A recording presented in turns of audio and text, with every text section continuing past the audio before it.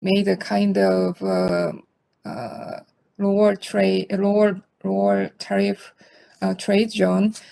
Actually, the globalization was one of the key issues after the Cold War, and the regionalism was another issue to talk about during this period.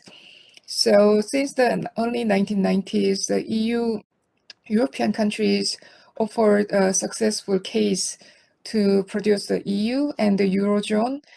And when we talk about the successful free trade agreement area is the NAFTA that combines the countries in North America.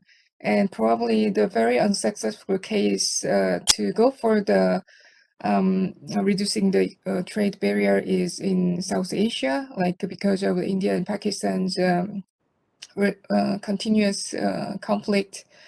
So even though this region has a kind of political cooperative institution like a SARC, but SARC does not function well, and some of the discussions emerged after the Cold War to formulate the free trade zone in South Asia is now just not a critical issue in this region. And in East Asia, China, Japan, and South Korea often got together and talk about the regional, free trade zone.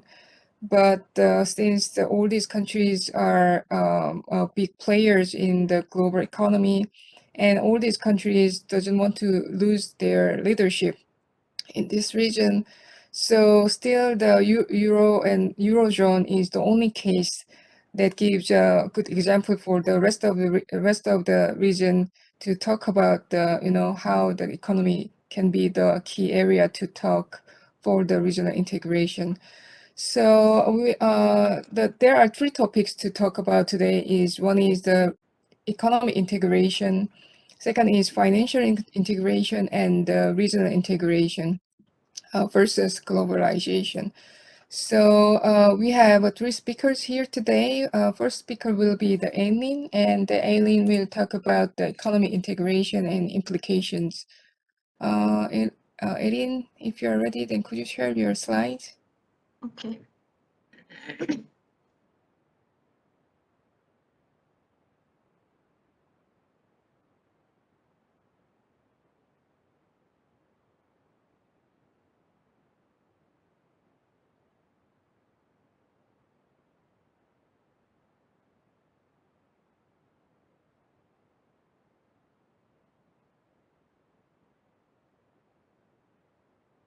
Do I start?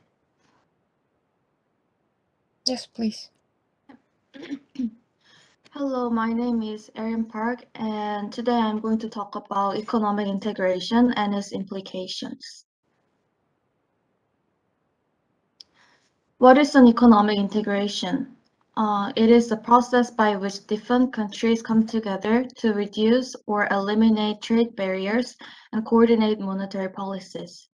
They normally do this by reducing tariffs between countries involved in the contract. There are four different levels of economic integration: bilateral, multilateral, regional integration, and international.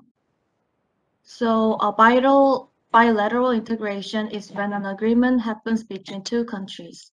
Multilateral integration is when more than two countries are involved. Regional integration is when groups of countries in certain geographic region are involved. Lastly, international integration is when most of the globe make an agreement. Let's take a closer look at regional integration. European Union, so-called EU, is an example of regional integration. In 1993, the EU removed many trade barriers across borders within the countries in Europe to create a single market. And there are 27 member states in the European Union. The United Kingdom was one of them. However, in 2016, due to political reasons, the United Kingdom voted to leave the organization. And one of the main reasons for this was because they wanted to control their region by themselves within their own borders. And in 2020, European Parliament accepted the decision of the United Kingdom. And many of you will probably be aware of this. This is a Brexit. Another example is North America Free Trade Agreement called NAFTA. This is an agreement made by Canada, the United States, and Mexico. The three countries promised to remove barriers for the free flow of goods and services. However, the former president of the United States, Donald Trump, has criticized NAFTA, saying that NAFTA was the worst trade deal ever signed in the United States. He blamed NAFTA for creating loss of manufacturing jobs in the United States. In addition, a similar movement is happening in South America. Argentina, Brazil, Paraguay, and Uruguay cooperated to create Mercosur in 1995 to reduce barriers to each other. But the speed of its development is slower than the European Union and NAFTA, and the institution is still in the transition phase to forming the common market. In fact, Venezuela was a former member, but they have been suspended since 2016 because the country Venezuela failed to comply with democratic principles and trade obligations. Let's see how economic integration affects different countries. First, to talk about its advantages, if countries can import and export goods and services without any or less trade barriers, it enables them to a wider selection of productions by allowing access to larger market. Also, it has economic benefits. In terms of economy, the reduction in trade costs can facilitate economic growth through means such as business growth, specialization, and lowered prices of products. Also, increased competition can lead to innovation and increased productivity. In contrast, there are also some disadvantages. First, it can lead to trade diversion. Suppose South Korea is trading with China and Japan. And let's say that China is the lower cost producer than Japan. And in such situation, it would be more beneficial for South Korea to import Chinese products because their products are cheaper.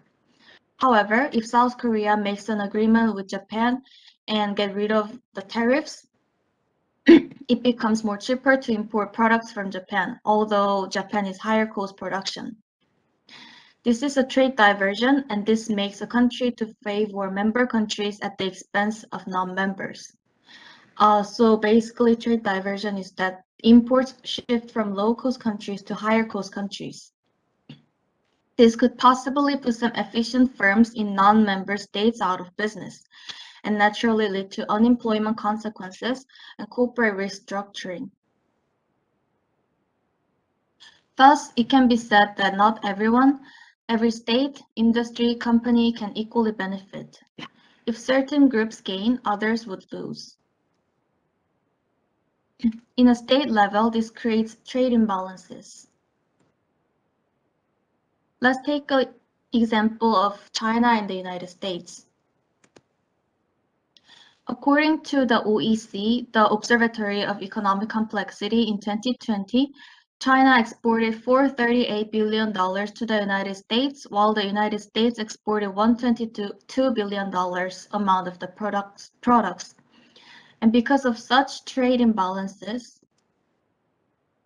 the United States decided to put trade barriers to boost up their domestic economy and to protect their national security. So theoretically, the United States should have benefited from this and correct these imbalances through the barriers. However, China had retaliated. So this is when the trade war between the two countries has begun. What is a trade war? By definition, trade war starts when a country becomes more protectionist and the other country retaliates. So the trade war between the two countries began in 2018, when the United States imposed 25% tariffs on Chinese imports. So at that time, Trump wanted to reduce the trade deficit the United States had with China. And the United States claimed that they wanted to protect their intellectual property from China, which they argued that China has stolen. Also, the United States claimed that businesses in the United States have been forced to transfer their technology to China. So how did China respond to the 25 tariffs by the United States? They retaliated by imposing 25% tariffs on imports from the United States. And regarding the intellectual property accusation of stealing the intellectual property of the United States, China had denied it. The trade war doesn't just stop with the two countries fighting over the trade products. It goes beyond trade, and actually the power struggles can lead to political, economical, social, and global consequences. Importantly, in the sense that the trade war disrupts global supply chain, it negatively impacts many countries involved in this supply chain. And this is not a good news since global economy will be experiencing uncertain times. Let's talk about protectionism. Why did the United States decide to be a protectionist? What will happen to a protectionist country in a short term? So in the short term, domestic economy might benefit from it because they got rid of their competitors. However, in the long term, domestic consumers end up paying more. Let's say that in the United States, they import oranges from Germany, England, and France. And if you see the picture, you will notice that the oranges from England and France are cheaper than the oranges from the United States. However, if these oranges are hit by tariffs, consumers have no other choice but to buy the oranges from the United States. They lose the opportunity to buy cheaper oranges from England and France. And as time goes by, the price of the oranges from the United States might increase because they don't have any competitors. So in conclusion, economic integration has both advantages and disadvantages. If one benefit, others would lose. The loser country will try to protect their national security and become a protectionist. In the case of the United States, the tariff has benefited some industries, but has also hurt lots of workers and industries that are relying on imported goods from China and those exporting industries in China. So I prepared my 2 talking points. First is that do you think trade war is always negative? And secondly, do you think the world would have to be concerned about China being one of the top export countries? Thank you for listening to my presentation. Okay, great. So after 2 more speakers talk, then I will open the floor for the comments and the discussion. So the next speaker will be the Norma. Norma will talk about the trade and economic integration in the Asia Pacific region. So I will invite Norma. Norma? Yes, Professor, I'm trying to share my screen, but it says I need to grant access. Okay, take your time and then let me know. Okay.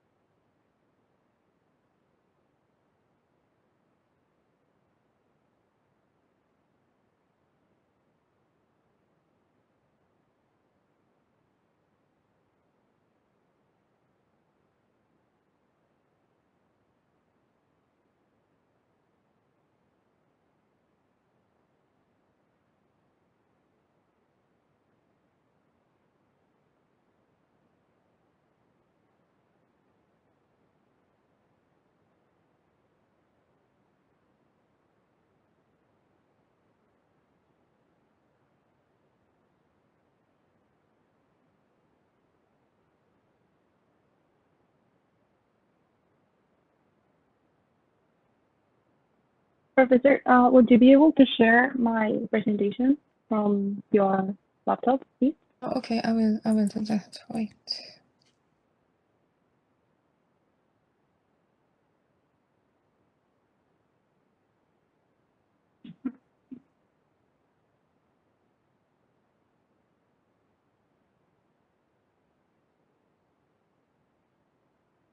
Is this fine for you? Yes, yes, thank you. Okay. Okay, so I'm gonna start. My name is Norma Gomez, and today I'll be talking about trade and economic integration in the Asia-Pacific region. Next, please. This is the agenda for today. And next, please. So first, I'll be talking about what is APEC. So APEC stands for Asia Pacific Economic Cooperation, and it was created in 1989 to leverage the growing interdependence of the Asia Pacific region. And since then, it has created a cooperative and multilateral economic trade forum where member economies can have an open dialogue. And as of now, it fosters 21 member countries, which account for 50% of the world product trade and 40% of the world service trade. And we can see the member states on the screen. And the goal of APEC is to facilitate goods, services, and investments so that people can move easily across the borders. Next. So APEC achievement. APEC has 3 major achievements for its member countries. The first one is a pledge by its member states to open up to free trade and investment by 2010 and 2020. So APEC leaders are committed to achieving what is called the Bogor Goal of free and open trade and investment by 2020 by reducing trade barriers in the region and promoting the free flow of goods, services, and capital among APEC economies. The second one is a central role in the negotiation of 1996 of Information and Technology Agreement, also known as the ITA. So the ITA took away tariffs on most industrial electronic and computer products in the year 2000. And this agreement proved APEC's commitment to an open global trading system. The third achievement is the inclusion of China as a full member of APEC. And this was particularly important because China is rapidly growing its position in global trade and investment. So APEC is actually one of the few multilateral economic organizations that have fully embraced China as a global trading and investment partner. Okay. So APEC's initiatives for economic integration. So first is the free trade of the Asia Pacific, also known as the FTAAP. In 2014, the FTAAP was proposed in order to take greater steps toward a greater regional economic integration. So the first step of this agreement was to conduct a study on the issues related to the implementation of the FTAAP. And this study will provide an insight of potential economic and social benefits and costs, and it will identify the challenges in the region that need to be addressed. Another initiative is improving ease of doing business. So APEC launched the Ease of Doing Business Plan in 2009 with the goal of making business in the region faster, cheaper, and easier. And we can see the results from 2009 to 2013, where member economies improved ease of doing businesses in the Asia Pacific region by 11.3%. The third initiative is streamlining custom procedures. So APEC members have centralized export and import processes online, and this accelerates the time that it takes for goods to travel across borders. And this online process is called Single Window. So Single Window links all government agencies involved in the import-export process, and it allows companies to submit documents electronically from virtually anywhere. And the fourth initiative is the structural reform projects in member economies. So in 2010, APEC leaders endorsed the APEC New Strategy for Structural Reform, also known as the ANSSR, whose goal is to promote balanced and sustainable growth by fostering transparency, competition, and better functioning markets in Asia Pacific. And besides, this strategy also aims to promote opportunities for women and education in the Asia Pacific region. Next, please. Next, I'll be talking about China's role in APEC. So as I stated before, APEC is one of the few multilateral economic organizations that have fully embraced China as a trade and investment partner. And as a result, China has contributed $1.42 in funding to promote APEC cooperation and toward advancement in free trade, investment initiatives, and regional connectivity, among others. So it can be said that China plays a very important role in APEC because of its low manufacturing. It becomes very attractive for other countries to do business in China. So thanks to this, China has surpassed the United States in 2013 as the world's largest trading nation and has held this position ever since. And we can see a recent shift in China's economy toward a more open economy. China is incorporated into the global economy because it suits the Chinese desire for development and modernization. And this desire for modernization has incentivized the Chinese government to improve its ease of doing business. And it has been rising in recent years from the 99 spots in 2013 to the 31st in 2019. So critiques of APEC. First, APEC functions under open regionalism, meaning that its member countries must reduce trade barriers and treat other countries equally, including countries that do not belong to APEC. So this may cause outside countries of APEC to take advantage of their openness because those countries outside of APEC do not have to dismantle their own trade barriers. And the second criticism is called concerted unilateralism. So this is the adoption of this principle is its primary mechanism for liberalizing trade. And this principle refers to members bringing to an annual APEC summit an offer of trade and investment liberalization measures, also known as the Individual Action Plan, IAP. So in this summit, members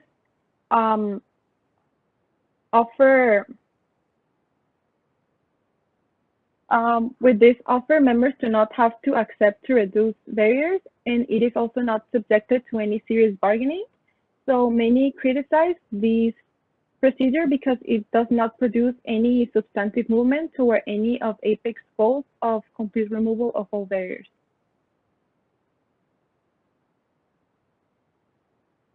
So what needs to change with APEC? So for APEC to be more effective in achieving its goals of free trade and investment, APEC needs to change its principles of operation. So changing from what is a chat forum to one where significant steps can be taken toward a free and investment economy. So changes that will help achieve this goal is first, concerted unilateralism should be abandoned completely because this practice doesn't benefit APEC members. They end up being taken advantage of. And instead, an open reciprocal regionalism should be adopted because this approach involves real negotiations over trade opening measures, and the bargaining will occur between APEC members with regional agreements that bind only those members that are willing to sign and act upon their specific commitments. So these regional agreements will be open to those outside of APEC also, and the main difference between open reciprocal regionalism and concerted unilateralism is that the former requires both parties to act accordingly with what is established, and both parties are expected to eliminate their trade barriers. So in conclusion, while APEC is a relatively new economic cooperation, it has quickly risen as a core international economic organization for the Asia-Pacific region, and it has achieved many great steps toward their goal of free trade and investment. One of them being having China as a key player in their organization. APEC has a potential to enhance regional economic integration and opening of markets, but challenges need to be addressed in order to achieve their goals.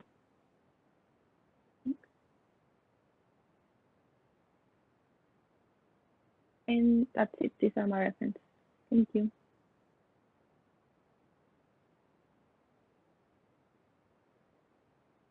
Okay, great. So we have listened to the Numa, and next speaker, last speaker will be the Ikram. Ikram will talk about the regional integration. So Ikram, if you are ready, then could you share your slide with us? Okay, I'll just check now.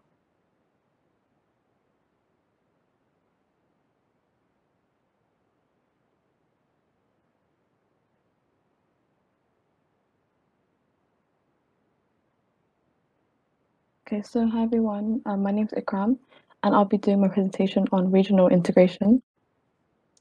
So this is my table of content. So first, I'm gonna just briefly explain what regional integration is, and give a definition, and then I'm going to focus on three different regions to analyze regional integration. So first, it will be Africa, then it will be East Asia after the financial crisis, and then it will be the European Union, and that will be an example of how there's problems with regional integration. And then lastly, I will give like a future prediction scenarios, and then anybody who has their own opinions on regional integration can give their opinions too. So first, what is regional integration? So the definition of regional integration is very broad, but you can define it as the process where nations establish collective governance, and this is where they will create common social, economic, legal, and social institutions.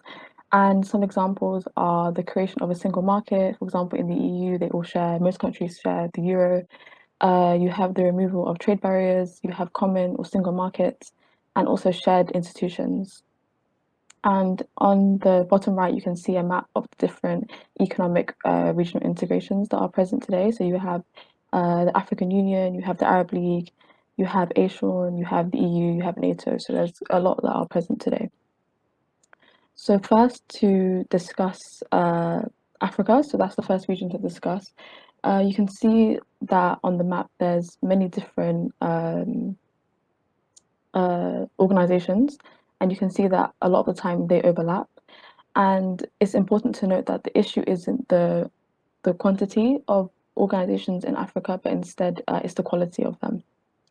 So in Africa, there are significant barriers to economic growth. For example, you have infrastructure that's poorly developed, which can affect transportation. You have different institutions based on different political ideas or ethnic groups, and you also have borders. So a lot of African countries are landlocked, and that can affect transportation costs and affect trade altogether. So because of this, it's said by many different scholars and different international organizations that regional integration is a rational response in overcoming these difficulties. But as I said before, the issue isn't creating new organizations and alliances in different regions. Instead, the issue is that it's achieving the execution. So it's the ambitions for many different organizations in Africa are very, very bold, and it's difficult to achieve them. But it's definitely something that should happen in Africa.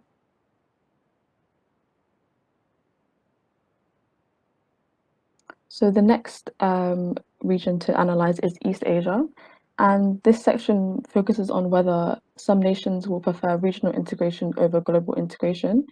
And it's first important to note that in East Asia, they are still globally integrated, particularly in the global economy. But this section just discusses whether they prefer to integrate locally, economically, rather than globally. And following the Asian financial crisis in 1996, um, of course, like you had countries like Korea that were affected severely, but they did recover very, very well. But in a study, Park et al. Found that following the crisis, the finance sector of many Asian nations preferred to be regionally integrated than globally. And it's interesting to kind of think about the reasons why. And one potential reason is that the risky nature of being involved in the global banking system, because it means that if you are a significant player in the global financial system, if there are any negative external shocks, then you're more likely to be affected by it. So most likely in order to deal with any future shocks, for example, the 2008 crisis as well, Asian countries potentially prefer to engage in regional financial agreements rather than focusing on global agreements. And the last case study or region to move on to is the European Union. And the EU is said by many scholars to be the best model of regional integration. And this is because, as well as strong economic integration, there's also strong political integration through countries all following EU laws, or also strong legal integration. For example, you have the International Criminal Court, or you have the European Parliament. So the EU is a very good example of regional integration, but it's also a good example of the problems that you can face when you have very strong regional integration. And the main problem that was noted by the World Bank is national sovereignty. And national sovereignty is when countries have the ability to act independently and make their own decisions regarding their country. And in the EU, sometimes countries can lack this ability because they have to follow EU law rather than their own law as being part of the EU, being a member. And there's two good examples of this, and the most notable that was already discussed in another presentation was Brexit. And the main reason why the UK wanted to leave the EU was because the public wanted to kind of take control of the country, and they wanted the UK to kind of make their own decisions rather than always having to being restricted by EU laws. And another example is the Greece debt crisis, because in order to kind of save the economy, they had to take bailouts that were given by the EU, by the bank. But these bailouts were conditional, so it basically meant that they had to kind of follow the EU rules. So this is something that can be an issue when you're strongly regionally integrated, because countries kind of are balancing the line between wanting to be independent but also wanting to have a strong cooperation. So it's interesting to kind of think about the future of regional integration. There are two potential scenarios that I thought about, and maybe there's more that other people have. Potentially, there'll be greater regional cooperation and integration, particularly in Asia and Africa, because their economies will grow and they'll become much stronger players in the global economy. So it's logical for them to kind of create more alliances to grow. Or potentially, you'll have increased sovereignty and protectionism, which can lead to a decline in regional cooperation, because you'll have more of countries wanting to kind of be independent. So potentially the EU may not be a strong force, maybe NATO won't be a strong force. So it's interesting to see the different thoughts that people may have. And yeah, thank you. Okay, great. So we had 3 speakers today, and I will now open the floor for the comments, questions, or anything you want to share with. So Alexandra actually raised a question about how speakers think about reciprocal regionalism in APEC countries, because APEC has a lot of member countries. APEC is a little bit old-fashioned terminology today.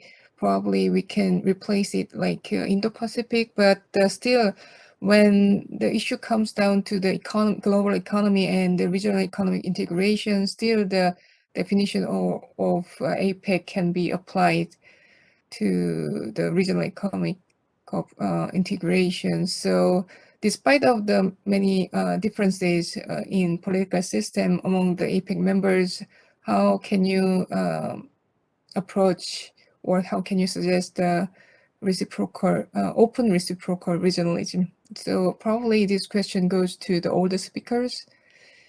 If you can answer it, and okay, Norma? Yes, so I read an article about the open regionalism and how it is really not that welcome for some countries, obviously because of political difference. But the article suggests that the United States should strongly promote this idea. So they should be taking a more leadership role within the Indo-Pacific Economic Organization, because if the U.S. strongly promotes these procedures, then they believe that other countries will also follow, because they will know that this also helps their own economy. Yeah, that's right. So as Norma said, the political cooperation and economic cooperation is closely linked. So since the concept of the Indo-Pacific region has been emerged by the scholars from Australia, in fact, there has been a very strong push and drive from the U.S. and the Quad member countries to provide the kind of flexible form of economic, cooperation among the Quad members, and of course they can include core members of the Asia and the Southeast Asia and the South Asia. So, is there anyone who want to answer Alexandra's question? Erin or the Ikram?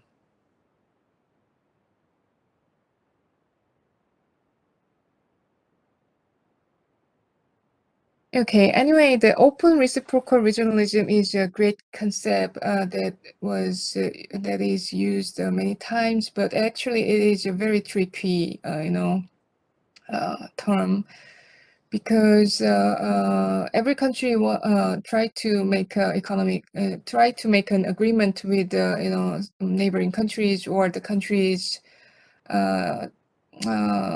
having this proximity, geographical proximity. But every country actually calculate give and take, and what kind of economic benefit they can get it if they make a agreement, So economic integration or the economic cooperation does not just only include the talks about the economic items, but also the items related to the politics or the other social elements. So, for example, China is the largest country that has a world's largest reserve for the rare earth.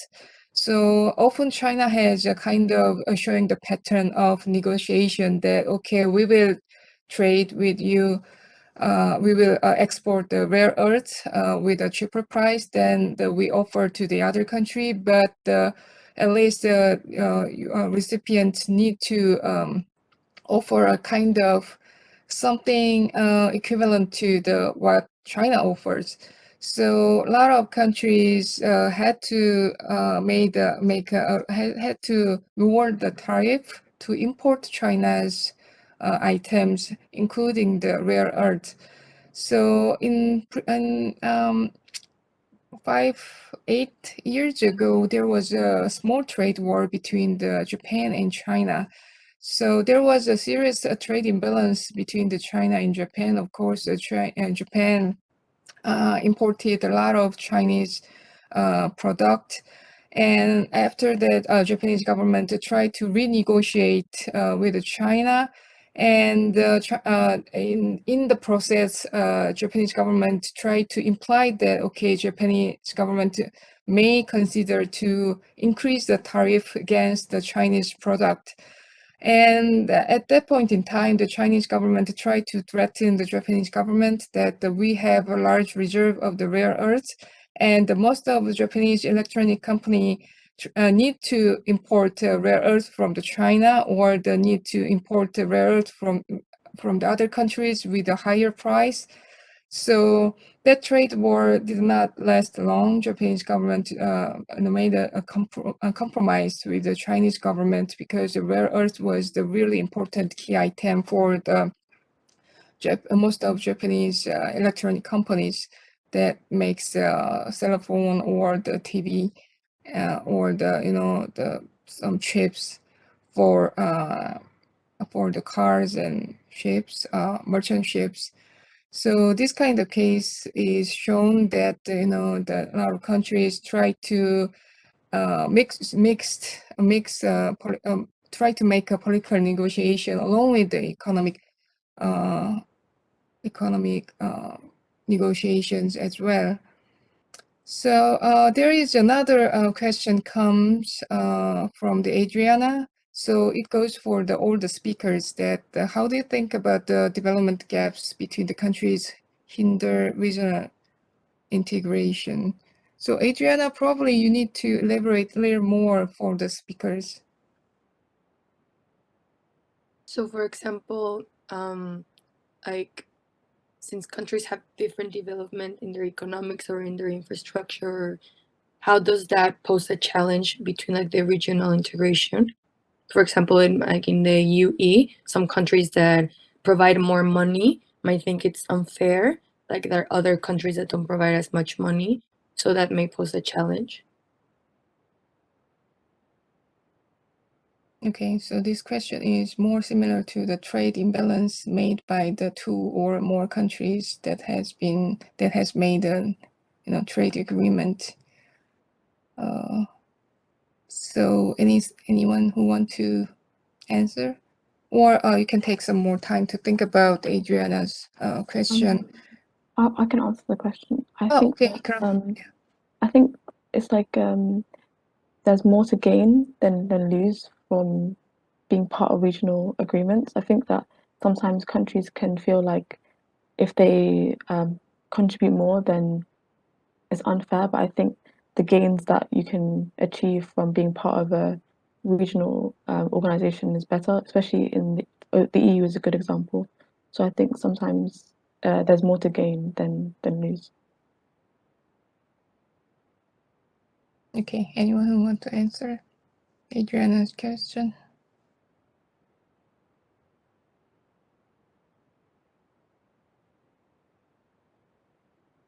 Okay, actually, in case of the EU, and the EU was launched in the early 1990s, in fact, and they tried to make a single currency union like a euro. There has been economic gaps, So, for example, that time that France and Germany was much economically advanced country than the other, rest of the European countries.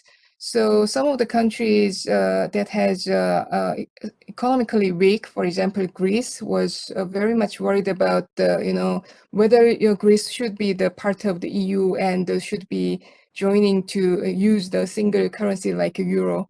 So a lot of actually that talk was discussed in the European Union. So that's why the European Union, the member of the European Union, agreed to apply this currency union or the trade union step by step. So that other less developed countries in Euro in EU can apply and can develop the kind of policies